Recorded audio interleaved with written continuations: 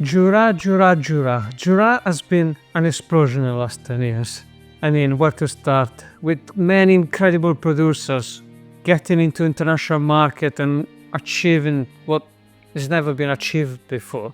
But to be honest, in the last 10 years, it hasn't been easy, with many producers struggling with difficult vintages and an encroachment from Burgundy producers coming through. It's been a balance between successes and difficulties.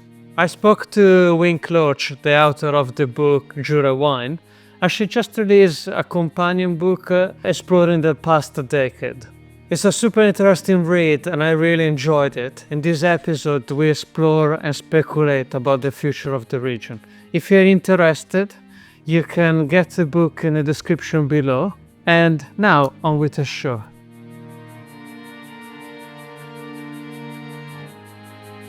Welcome to the Looking Into Wine podcast. I'm Mattia Scarpazza, your host, and I'm excited to have Wink Lorch back with us on the show. She just updated her world-famous book, Jura Wine. In this companion book, she dives into the past decade, the changes in the region. I want to welcome back Wink. Thank you for coming again. Hi, Mattia. Thank you so much for having me here. It's a pleasure. And I actually have to say that I thought many years ago we did a recording on your Jura book, but in fact we didn't. We did a talk on your Savoie book, but we never got around doing the original book. And I don't know, I was baffled by that. I'm sure I was going to pick your brain at some point on the Jura book, but 10 years have passed, and I'm sure you've done many great podcasts and many great presentations on Jura. But for you, I want to start to ask, what was like these last 10 years for you and your Jura connection? What was your emotion like? What was your favorite moments in the last 10 years and talking about Jura? Well, for me, there was a middle section when actually I was almost ignoring the Jura for precisely the reason that you've just said, because actually I was focusing more on the French Alps and my second book, which was Wines of the French Alps, which came out in 2019. So really, although I have tried to keep up with Jura in the last 10 years, the speed of change has been so dramatic. And people have asked me to write a second edition almost from 1 year after the original one. But at the time, there was no way I could do it. And then the more life went on, the more difficult it became to even contemplate a second edition. So I didn't. And so there was this moment last year when I realized that 10 years were coming up because, the first book was published in 2014 and I realized it was coming up and every time I met anybody, they would always go, oh, the Jura is so exciting. It was more everyone else that was more excited than I was because I already knew that everything was amazing in the Jura. But frankly, the wines were beginning to become out of reach for me, the best wines, and less available. And they are only sold in the top restaurants. And I couldn't visit so easily myself. And everyone else was saying, why can't we visit? And I said, well, I can't visit because the producers have no time and they are inundated with requests. So the whole thing got very complicated. Now and again, I had the chance to taste or to drink something extraordinary or to do an event, and it would all sort of come back that this is a magical region. Yeah. And it's fascinating. It shows that the region has really changed because I guess like in 2014 when you originally released the book, Jura was sort of coming to age. It was becoming the talk. It was just at the beginning. So I guess like in the last decade, Jura really has exploded. Everybody talks about it. I mean, I'm based in London, and there's a craze about it. And I guess the craze is, I mean, I can ask you, has the craze for Jura reached worldwide? The craze has reached worldwide, but to be fair, London was very late. Well, Oh, England as a whole was really late grasp interest in the Jura. yeah. Already 10 years ago, I thought I would not have done the original book if there hadn't been an interest worldwide in Jura already, and there was. But the interest wasn't in the UK. In the UK, I was treated like Wink, we know Wink. She has these weird, wonderful regions that she specializes in. And I was treated as a bit of a freak by colleagues in the wine world. Whereas in the US already, well, what is now 11, 12, 13, 14 years ago, when Yeah. I mean, I did a tasting in a little store in New York, in downtown Manhattan. And I think it was in 2013, year that I ran a Yeah. Kickstarter project for the first book. And it doesn't exist anymore, but it's very near the famous store Chambers Wine. And it was run by a really great woman in the wine trade. She still works very much in the wine trade, Christy Frank.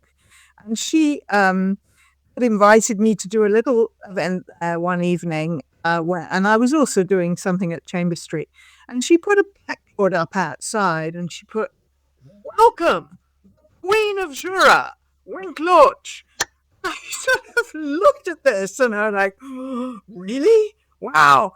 Because then I just thought about London and I thought, no, this would never happen in London. But even today, it wouldn't happen in London because it's a different approach. Yeah, the US got Yeah. it very early. So did Mark Copenhagen, really. But that was Yeah. because of the natural wine side. And likewise, natural wine side meant there was a lot of interest in Japan.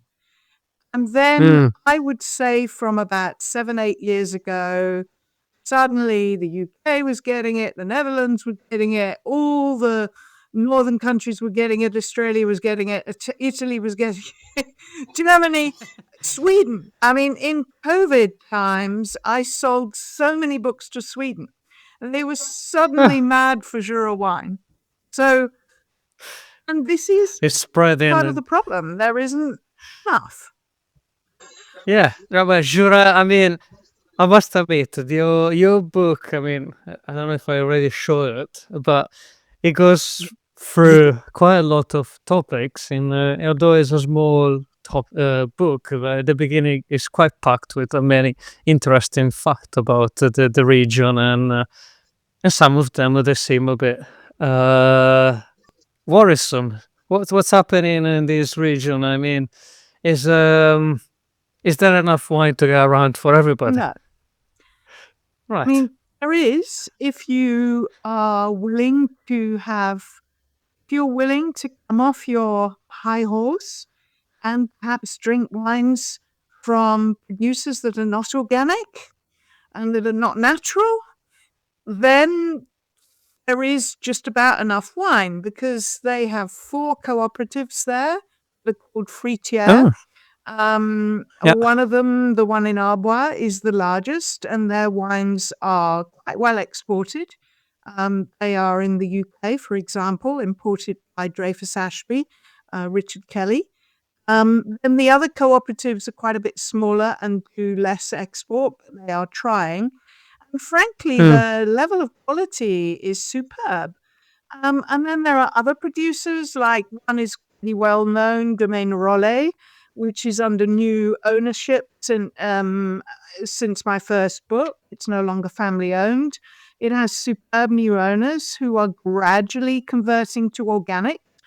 You have to do it slowly because they are 65 hectares and they literally cannot change everything at once. And so and then there's some other larger producers. Not all of them are fantastic, but I just think perhaps we should widen our look a bit. And also, there are more and more producers that are going organic, Yeah. genuinely organic, but they don't want to go natural. They want to keep the winemaking on the straight and narrow, and they don't want to take risks and so on. And again, they are shunned a little bit. And I think that's crazy. There's a ton of really interesting producers out there, some of which are very long established, with new generations at helm that really get it. Yeah. But the fashionistas of the wine world say, oh, well, if we haven't heard of them, or if my favorite person who I'm following on Instagram isn't shouting about them, then we don't want them. Which, Yeah. I'm being a bit harsh here. Forgive me. No, it's okay. You feel free to say your voice, and you raise it as you like it, because I feel like there's a lot of these throughout the book. There is really a lot of I mean, I see it throughout the beginning of the book. Then there is a lot of like great things about coming up from Jura and everything, but you are taking it a bit of another angle as well, trying to be more realistic, saying like climate change has been terrible for them in the past decade, because obviously they are in quite a limbo, like climatic situation. What has been for you like more this view on climate change, your opinion on how Well, what's happening there?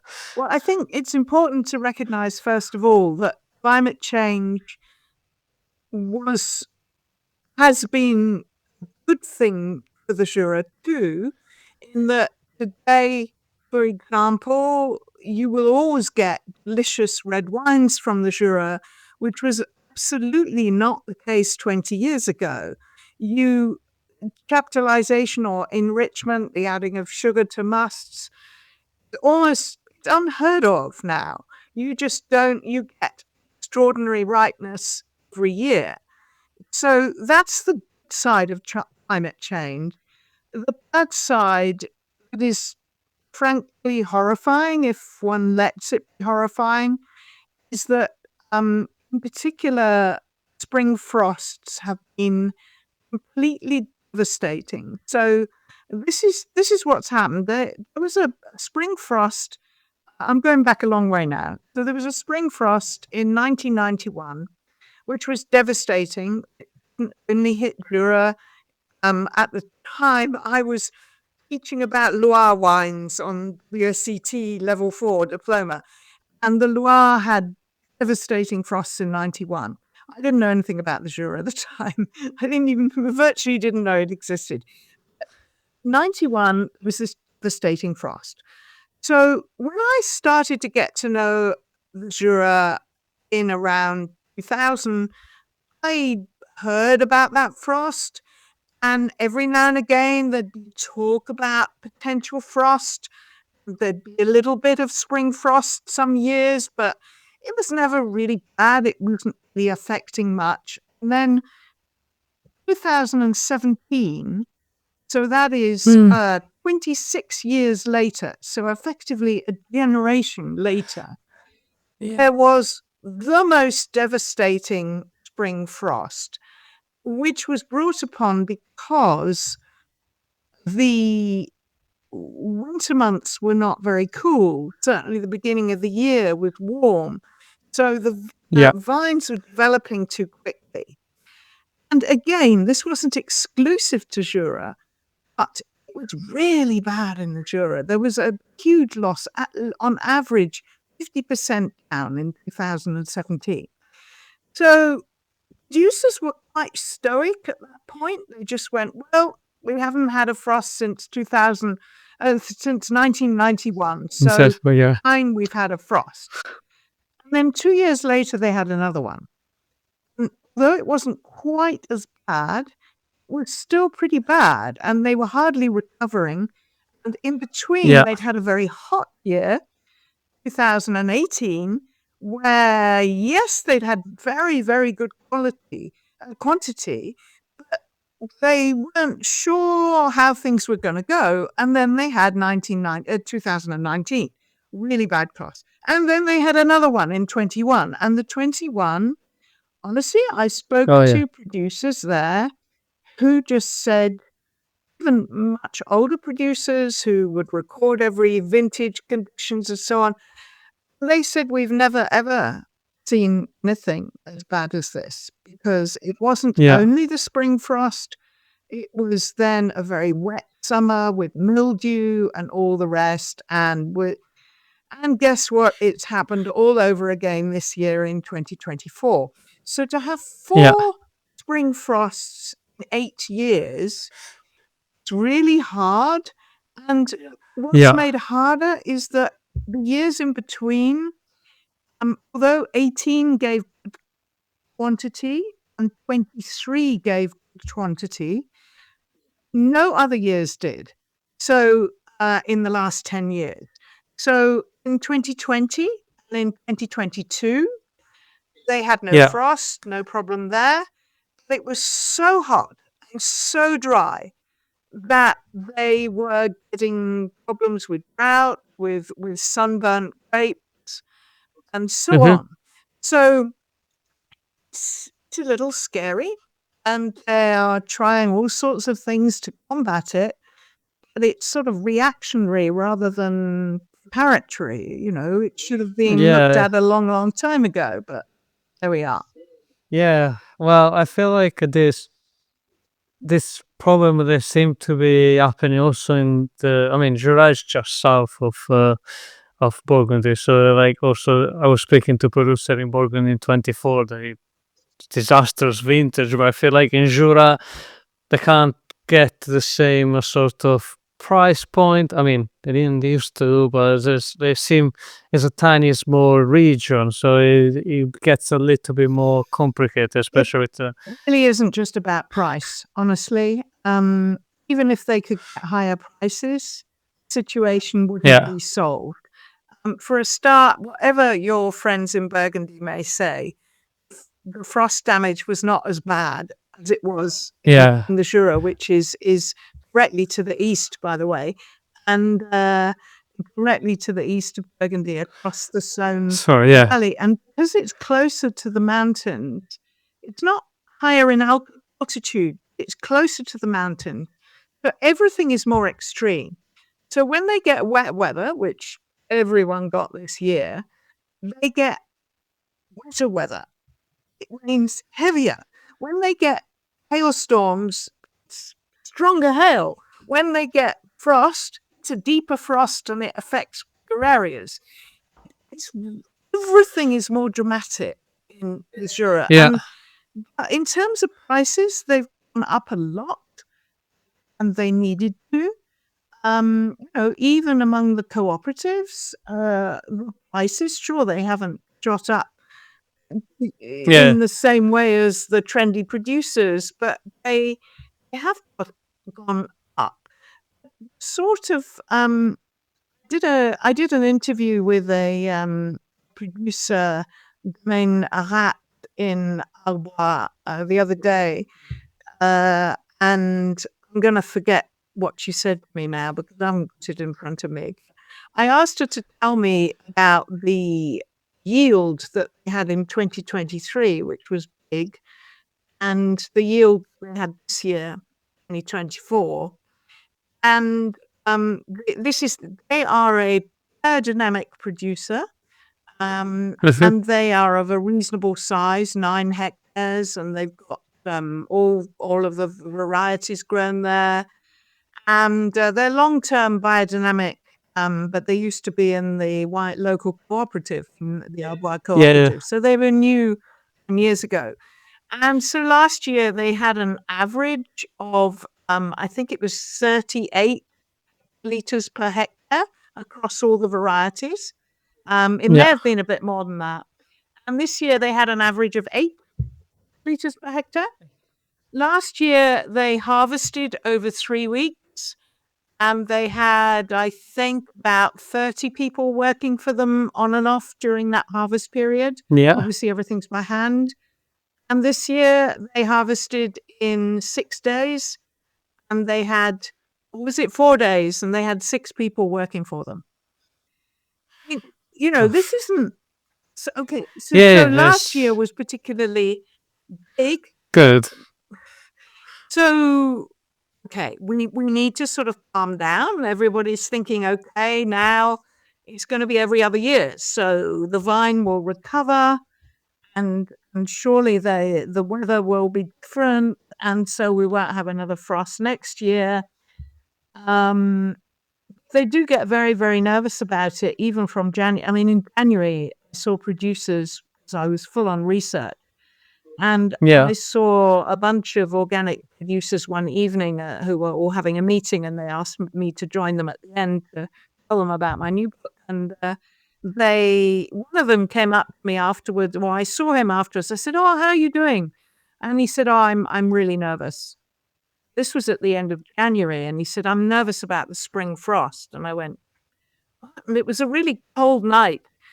There had been very little cold weather in January, and they were worried because the forecast was for more warm weather, and he was already stressed and panicked. Yeah. As have the has a, sorry like another region the work to protect the farm from frost has been any big investment, for like spring frost protection? Not on a regional Can basis no. because there's not the money. There's no the Yeah. regional basis funds anyway from the producers. The regional bodies are funded by the producers as they are everywhere based on volume that they produce. And given that they've been Yeah. producing smaller and smaller volumes, the funding for the region has got less and less. So it's down to individual growers. So a few of the ones like that get much bigger money for their wine, like Vin Jaune, for example, has put in, I think it's just one of those large frost protection windmill type things, Yeah. and a couple of others have put those in. They put them in their very best vineyards, which makes sense. And Yeah. they work. They only work across such a small area. I can't remember the figures, but it's so small, and they cost so much. And of course, they're environmentally unfriendly. And there's a few others there's a couple of others that are experimenting with heated electrical wires, Yeah. and I believe that's working.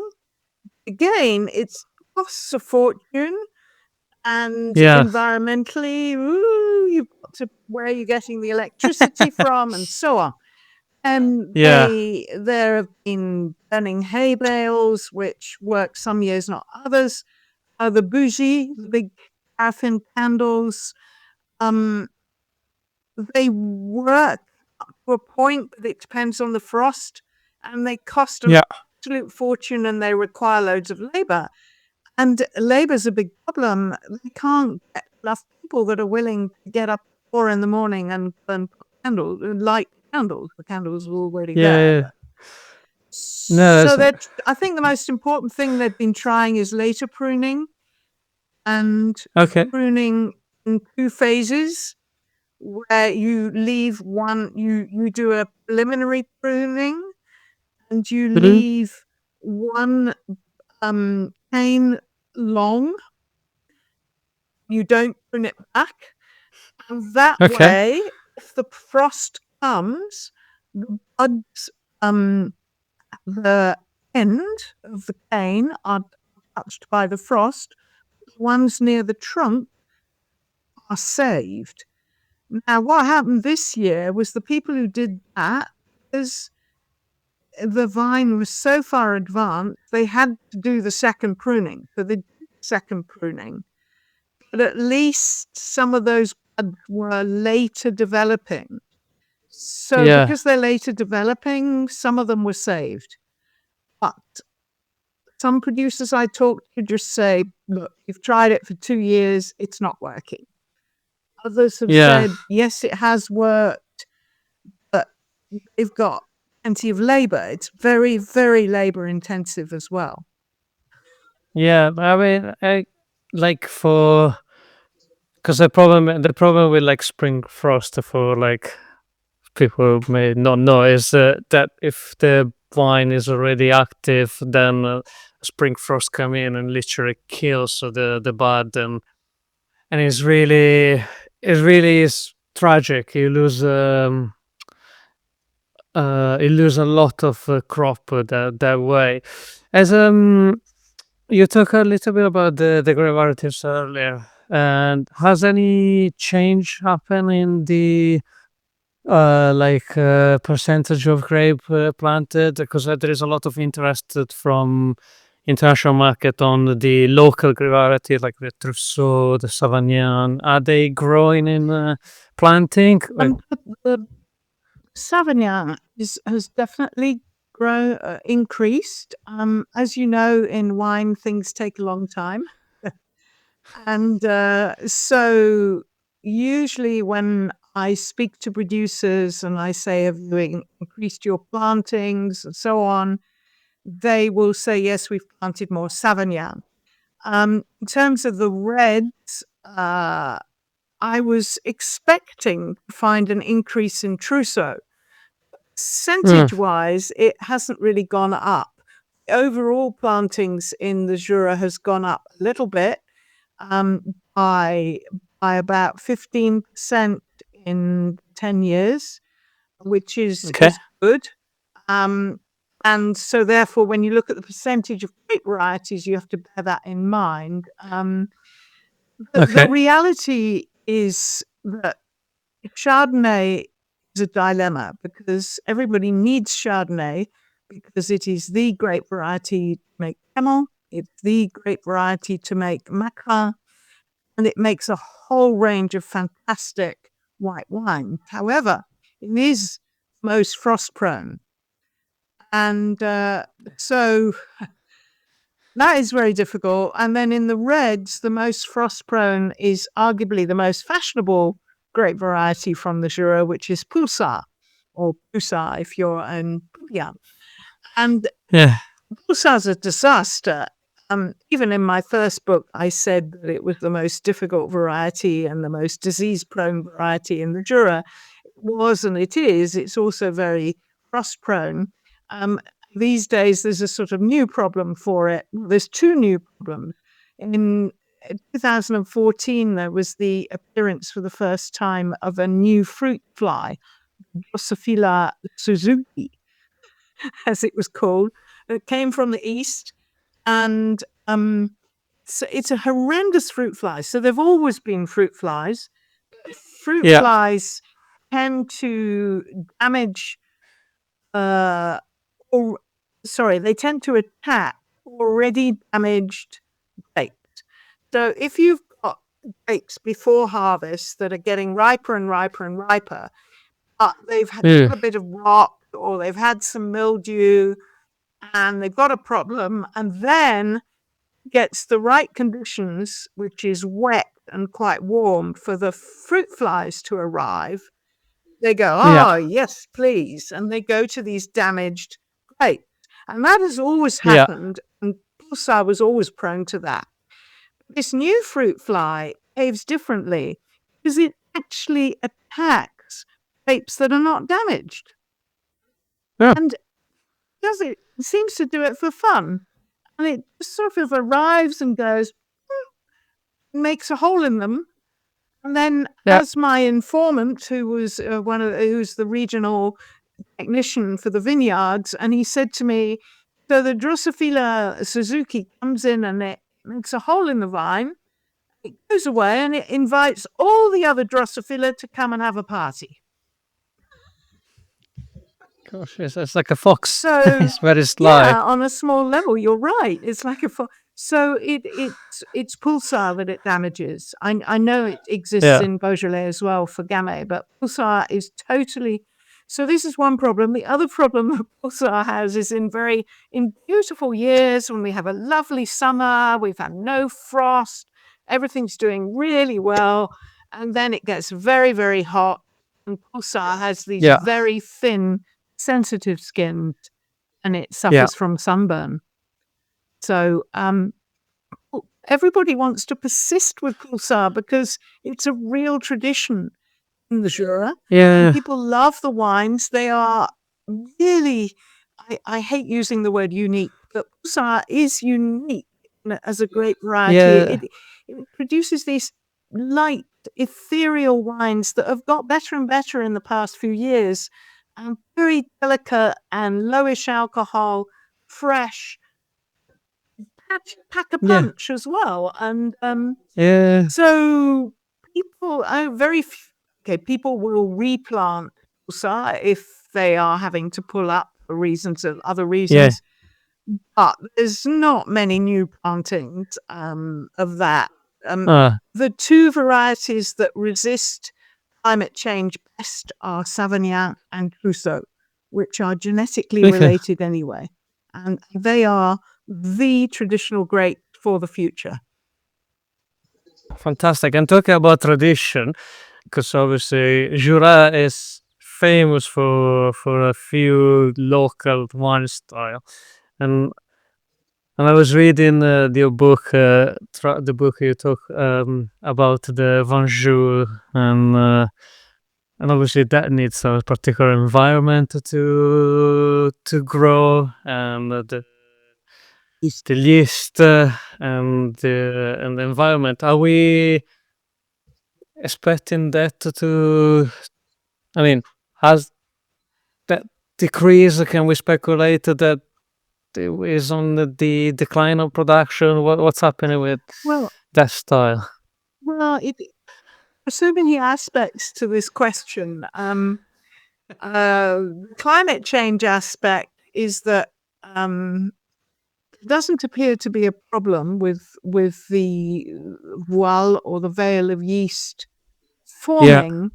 The problem is if Sauvignon, which is the only grape for Vin Jaune, although they do make Chardonnay sous voile under the veil as well, but not all Chardonnay, just a little of it, and not all yeah, Sauvignon is made like this. But the problem is that Sauvignon has naturally good acidity. Even Sauvignon is suffering from less acidity than it used to have because of climate change. And yeah, so there's quite a delicate situation because if you're not filling up a barrel, then the potential for bacteria to attack and create vinegar or volatile acidity is huge. Whereas if the actual wine is strong enough with good acidity, it'll fend off the bad bacteria. So it's yeah, quite a difficult situation there. The other situation is really about fashion, arguably, and demand. So there's growing demand for Sauvignon Ouillet, which is Ouillet means topped up. And it's a very important word in the Jura. It's not an important word everywhere else, because everywhere else in the world, you always top up your wines. It's the way you make wines. You keep oxygen away. In the Jura, to make Vin Jaune and the very traditional white wines, you don't top up the barrels. So if you do top up the barrels, it's called ouillet, which means topped up. And the topped up Sauvignon already existed 10 years ago, and there were some very fine examples. There were still a few diehard producers that weren't making it, and the locals didn't really like it, and the locals were the biggest market, and so on. Well, today that's all changed, and everybody loves Sauvignon Ouillet. There's not enough of it to go around. So most people are keen to preserve the traditions of the Vin Jaune as well, and traditions of yeah. sous voile wine. It's finding a balance, and it very much depends on the producer and how Mm, much Sauvignon they've got. So the new younger producers, they don't make Vin Jaune or sous voile wines because they have very little Sauvignon. They also need turnover and they need money, and Vin Jaune takes 7 years to make before you can yeah, get any money for it. So And again, I'm going to quote Domaine Rat again because I spoke to them only a week ago, and because they're a very Yeah. interesting case. They've never made a Vin Jaune, and they always thought they were going to. At the beginning, they needed turnover and they needed to Yeah. make wines to sell and so on. So they always said one day we'll make a Vin Jaune. So their first vintage was 14, so they didn't in 14, they didn't in 15, which was a very hot dry vintage. They, in 16, it was quite a tricky vintage for various reasons, so they didn't make the Vin Jaune. So they were planning to in 17, then there was the frost. Then in 18, because they didn't have any quantity from 17, they needed all the quantity of 18. And so it went on, and so it went on, and so it went on. And they had absolutely decided this year, 24, was the year we're going to put a barrel down to make just one barrel to make Vin Jaune. And obviously it didn't happen. Unless they already made that and nothing else. Exactly. So it's a tricky one.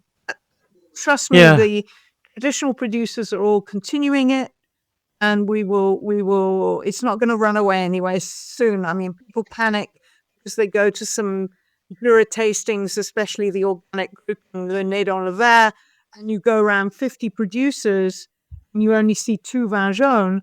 Well, okay, that's the Nez dans le Verre, but the traditional producers are still making it, and they're still amazing.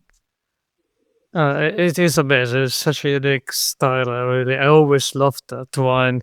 And talking about tradition, I mean, reversing the tradition. I mean, there is I have the last couple of questions for you.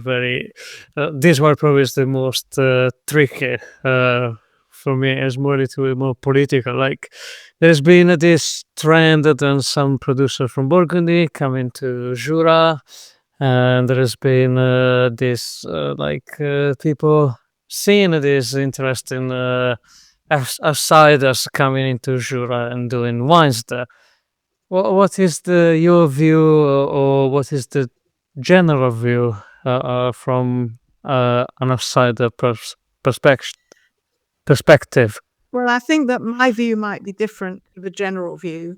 So the general view in the Jura, if you speak to producers overall, is that they'll say it's terrible, far too many Burgundians coming here, they're pushing the prices up of the vineyards, and they're making wines in Burgundian styles, and we don't want that.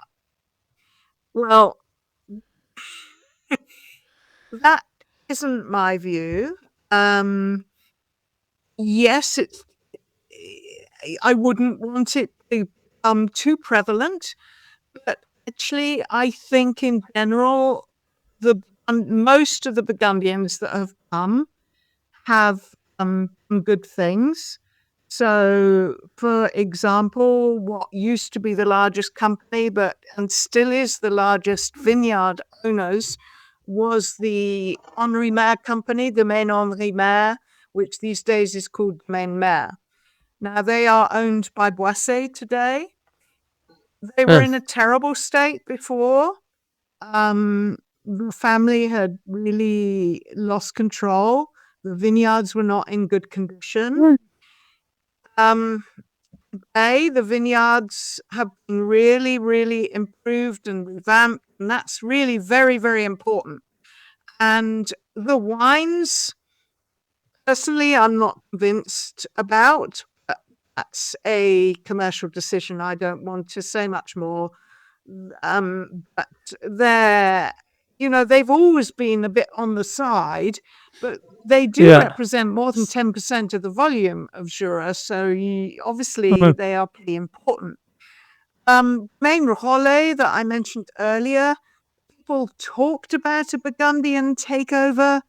But actually, it was a consortium of people, and only one of them was a Burgundy producer, and the others they're doing a fantastic job. The future for Rolle is going to be absolutely wonderful.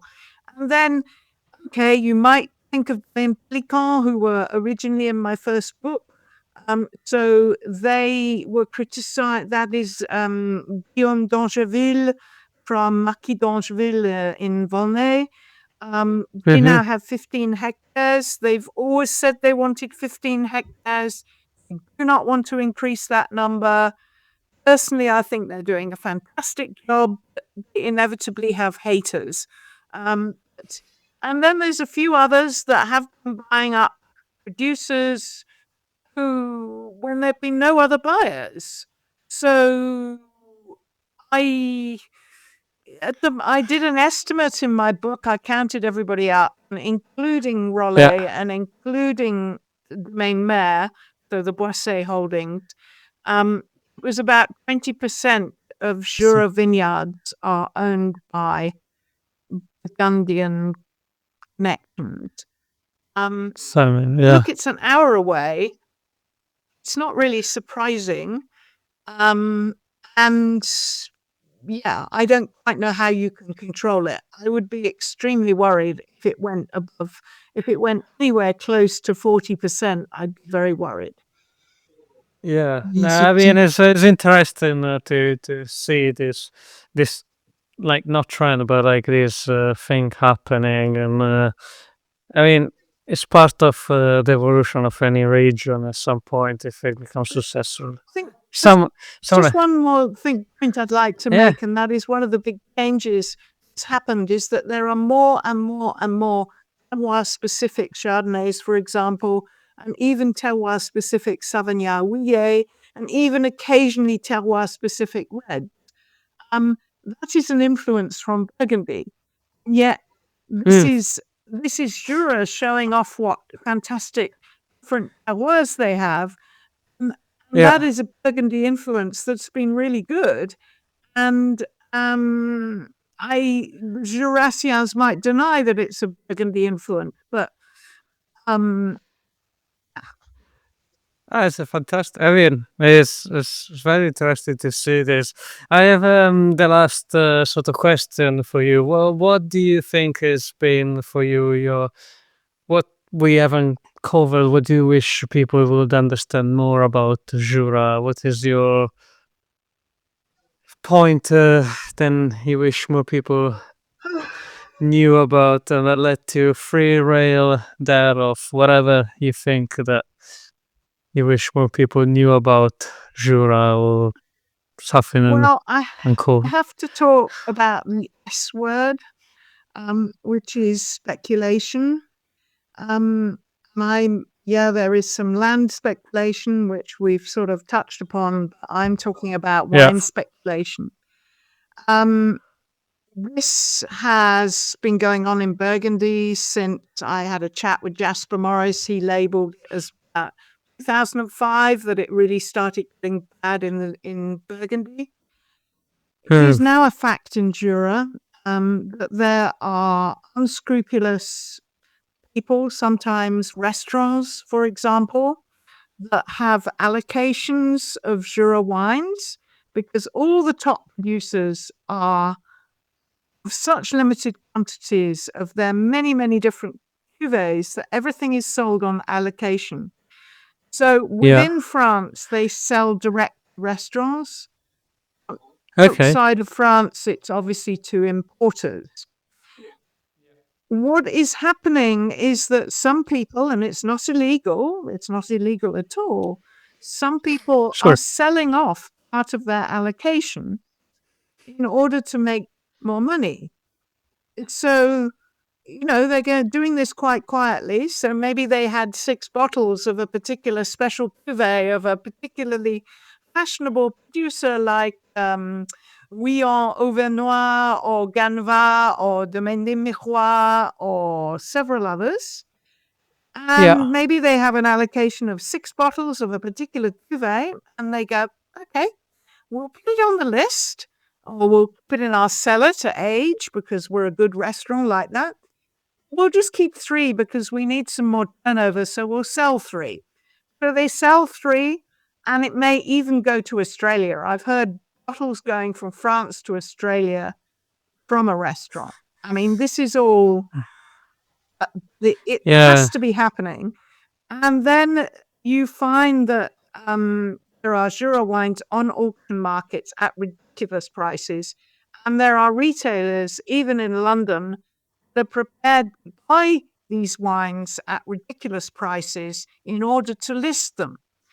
And obviously, buy them at a high price, so they're going to have to do their markup, so they sell them at a price, or they put them up for sale at a big price. I'm not naming names here.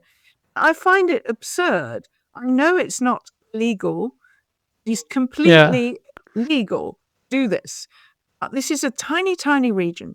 So instead, my suggestion is to sommeliers listening, but also to consumers, is please, please, please go and discover some other names. And don't stick with just the few names that you've heard of. There are tons of really good producers out there. And in this book, you'll find 150 producers. I mean, some of them are minuscule. Read about them and find out about these other producers and give them a chance and buy their wines, because they won't be speculated on. And don't hold out for always having a particular cuvée of Ganva. Listen, and if you're a consumer, listen to a knowledgeable sommelier, or listen to your knowledgeable wine store that stocks Jura wine, who says, hey, I've got this new producer. Why don't you try them? They're better value. And you can buy it at £25 retail rather than £70, you know? Yeah. That. Well, probably not 25 anymore with the trendy ones, 35. But and the other thing is to go there. And there you'll find, if you go to, there are more and more new restaurants there, and new wine bars and new wine stores, and they're all very reasonably priced, because this is Jura, this is not Burgundy. Go there, enjoy star wines, the rock stars and all the rest. Enjoy them there. You'll find them on a list, and you'll go, wow, is that all it is? Don't buy them to sell. Just there and enjoy it. Yeah, that's absolutely true. And I loved, I mean, in your book, you do give some suggestions about producers, food, new restaurants, and it was also an element in the original book, and I was really happy to see that some element of that came through in the second book. Wink, I mean, it's been fantastic. I can't believe like nearly 50 minutes have passed. It's been so marvelous. I mean, there are so much more in this companion book, and I think also the original book is still is one of the best-selling book in the region about the wine, and the region is still like is still the book that people studying on and is used for studies. So I think kudos on that. That's fantastic.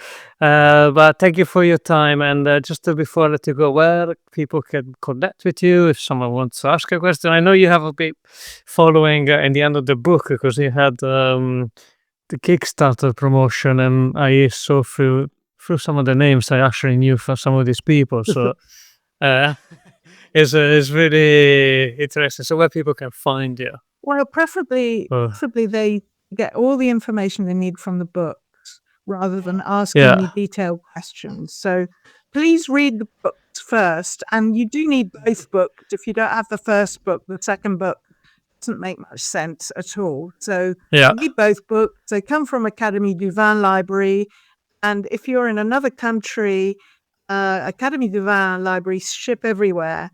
If you're in France, I have various other ways of getting them to you, and Athenaeum in Bonn stock them too. And there are a few retailers around that you can find listed on winetravelmedia.com, which is my website, and you'll find me on social media with my name, just Wink Lorch. But I do get a bit inundated with questions that actually can be answered in the book. So do you actually, that's a good point. Do you have a blog where you keep up with like some of the things from Jura, or anywhere you publish? Oh, Wine Travel Media. I mean, I do have an old Jura wine blog, but I haven't put it up to date, and I at the moment don't know how to do it technically, and I need a break. I just want to rest. But what I really Fair. would like is for everybody just to contact me if you want to hire me to speak your group, because that's what I love doing. Share my knowledge, Yeah. and it doesn't matter where you are in the world. If you'll pay me a fee and pay for my expenses, or find some others to do so, I'll come. That's the fun. I need some fun in my life, so that's the fun. Yeah, so I could try some wine altogether. Fantastic. Thank you so much for your time, and best of luck for your next thing and your well-deserved rest after this new book and everything. Thank Thank you. you, Mattia. You have listened to the Looking Into Wine podcast. If you enjoyed the show, don't forget to give us a comment somewhere here and to drop a like. You can find Looking Into Wine wherever you listen to your music, Apple Podcast, Spotify, YouTube. And remember to share it with your friends. As always, thank you for listening to this episode. And if you find it valuable, just let us know. We can reach us on Instagram or Twitter. I'm active anywhere. But yeah, always good to produce another episode, and I'll see you next time.